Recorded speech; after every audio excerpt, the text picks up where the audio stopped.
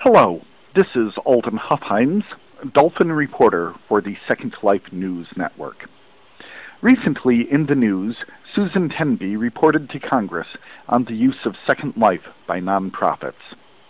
That evening, Jon Stewart and Ron Riegel made fun of the proceedings and Susan's giant pink cat avatar, Glitteractica Cookie. The response from Second Life was almost immediate. Hundreds of avatars held a protest mask-in to show their support for the real value of Second Life and the work done by Ms. Tenby and the nonprofit Commons.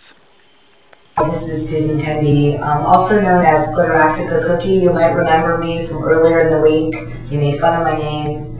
So I just wanted to let you know, I wanted to give you a little more context about what we really do in Second Life with our nonprofit group. And it doesn't have to do with dolphins and breasts.